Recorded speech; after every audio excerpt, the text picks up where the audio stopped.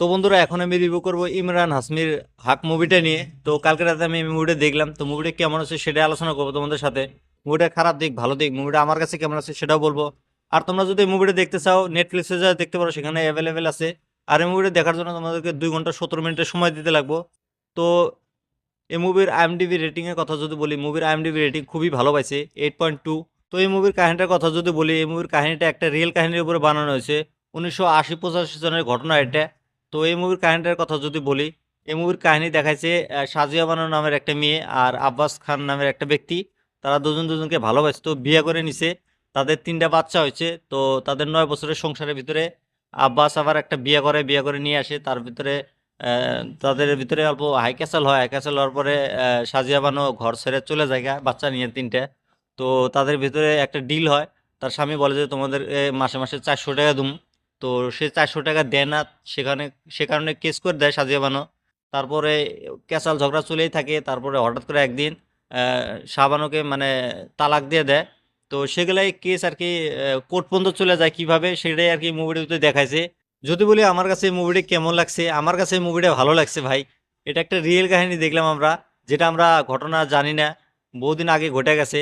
তো বর্তমান তো 3 তালাক বন্ধ করে দিছে আমাদের এখানে। তো এই মুভির ভালো দিকগুলোর কথা যদি বলি, মুভির ভিতরে ইমরান হাশমি যেভাবে মানে অ্যাক্টিং করছে আব্বাসের ভূমিকাতে, মানতে লাগবো ভাই। কিছুদিন আগে একটা ডায়লগ খুব ভাইরাল হয়েছিল না, আখ্যা বলিউড এক তারাফ ইমরান হাশমি এক তারাফ, ভাই সেই কথাটা কিন্তু অরিজিনালি ভালো কথা বলছে। তো তারপর ইয়ামি গৌতমের কথা যদি বলি, সে বেচারি সাজিয়া বানুর ভূমিকাতে দেখা গেছে তাকে, সে যেভাবে অ্যাক্টিং করছে মানতে লাগবো ভাই। সে টপ ক্লাস হিরোইন বর্তমান বলিউডের, মানতে লাগবো। কারণ সে যেভাবে অ্যাক্টিং করে ভাই, মানতে লাগবো ভাই। অসাধারণ অ্যাক্টিং করছে সে। তারপরে বাকি যতগুলো অ্যাক্টর আছে, কাস্ট আছে, তারা খুবই ভালো অ্যাক্টিং করছে মুভির ভিতরে। মুভির ভিতরে মিউজিকের কথা যদি বলি, মুভির ভিতরে মিউজিকগুলো কিন্তু খুবই ভালো হয়েছে।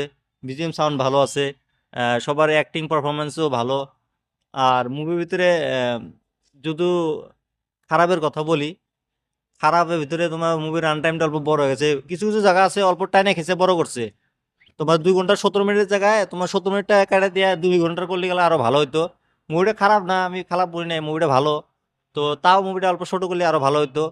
বাকি মুভির ভিতরে তোমরা যদি কোর্ট কেস ড্রামা মুভিগুলো দেখা পছন্দ করো, তাহলে তোমাদের জন্য এই মুভিটা অরিজিনালি খুবই ভালো হবো। তোমরা এই মুভিটা দেখো, দেখে আমাকে কমেন্ট করে জানিয়ে দিও মুভিটা তোমাদের কাছে কেমন লাগছে। আমার কাছে মুভিটা ভালো লাগছে। তো আর আমার রিভিউটা কেমন লাগছে সেটা তোমার কমেন্ট করে জানিয়ে দিও। আর এরকম রিভিউ দেখার জন্য আমার এই চ্যানেলটা সাবস্ক্রাইব করে দিও।